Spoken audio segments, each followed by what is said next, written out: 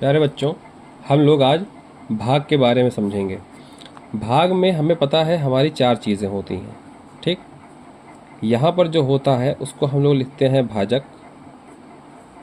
यहाँ पर जो होता है इसको हम लोग लिखते हैं भाज्य। ऊपर जो आता है उसे कहते हैं भागफल। और सवाल को हल करने के बाद अंत में जो आता है उसको हम लोग कहते हैं शेषफल। ठीक, बच्चे हमेशा कंफ्यूज रहते हैं कि हम किस चीज़ को भागफल कहेंगे, किसको भाज्य कहेंगे, क्या कहेंगे, और हम लोग इसको बता नहीं पाते हैं, छोटे बच्चे। तो इसके लिए हम एक उदाहरण लेते हैं। जैसे हमारा सवाल है 5 और इसको हम भाग दे रहे हैं 375 में। ठीक, चलो एक हम बोल दिए 3751 में।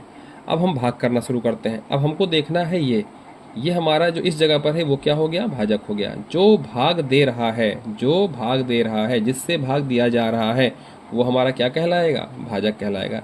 जिससे भाग दिया जाए, जिससे भाग दिया जाए, उसे क्या कहेंगे बेटा, भाजक कहेंगे। क्या कहेंगे, भाजक कहेंगे। एक बात ये हो गई। दूसरी बात हो गई, जिसको या जिसमें भाग दिया जाए, जिसको या जिसमें भाग दिया जाए, जिसमें भाग दिया जाए, उसे क्या कहेंगे हम लोग, भाज्य। ठीक, और जितनी बार भाग दिया जाए, यानी जितनी बार पहाड़ा पढ़ा जाएगा, जितनी बार पहाड़ा पहाड़ा पढ़ा जाए या गुणा किया जाए, क्या किया जाए, गुणा किया जाए, उसे क्या कहेंगे, भागफल। और चौथा है, अंत में जो शेष आएगा, अंत में जो शेष आएगा, ठीक बेटा, शेष, अंत में जो शेष होगा, शेषफल कहलाएगा। क्या कहलाएगा, शेषफल। तो चलो हम लोग इस उदाहरण को देखते हैं जो अभी ऊपर हम लोग लिखे थे। 5 को 5 से 3751 में भाग देंगे। अब करना क्या है, आप इस चीज़ को ध्यान से देखिए। हमको देखना है पहला चीज़, ये बड़ा है कि ये बड़ा है। सीधी बात है कि हमको ये बड़ा होगा तो इसमें भाग नहीं जाएगा। तो हमको इसको बड़ा करने के लिए, ये 3 छोटा है, 5 बड़ा है, इसको हमें बड़ा करने के लिए क्या करेंगे, पड़ोसी की मदद ले लेंगे। तो 3 और 7 को एक साथ पढ़ा जाएगा तो क्या हो गया, 37। अब 37 बड़ा है कि 5 बड़ा है, जाहिर सी बात है 37 बड़ा है।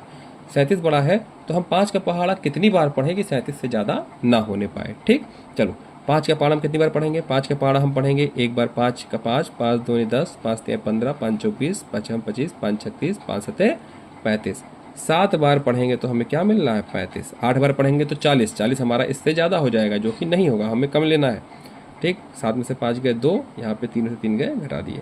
अब ये 2 फिर छोटा हो गया इस 5 से, 2 फिर छोटा हो गया इस 5 से। तो क्या करेंगे, यहाँ से हमें 5 नीचे उतार लेंगे। अब 5 का पहाड़ा कै बार पढ़ेंगे, 5 का पहाड़ा पढ़ेंगे हम 5 बार, पूरा पूरा 25 हमको मिल जाएगा। और यहाँ पे हम इसको घटा देंगे।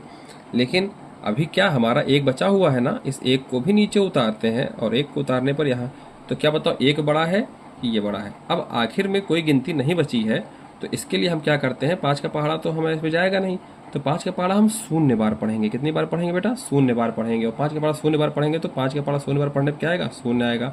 और घटा देंगे तो बचा 1। तो अब देखो आप, ये हमारा भाजक कितना हो गया, देखो भाजक हमारा क्या हो गया, भाजक हमारा हो गया 5, भाज्य हमारा हो गया 3751, 3751। भागफल हमारा हो गया 750 और शेषफल हमारा क्या हो गया, 1। कितना हो गया, 1। इस तरह से हम सवाल लगा करके उसका भागफल, शेषफल, सारी चीज़ें हम लोग ज्ञात कर सकते हैं। समझ में आ गया ना।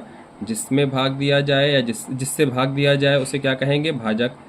जिसको या जिसमें भाग दिया जाए उसे क्या कहेंगे, भाज्य। जितनी बार पहाड़ा पढ़ा जाए उसको क्या कहेंगे, भागफल।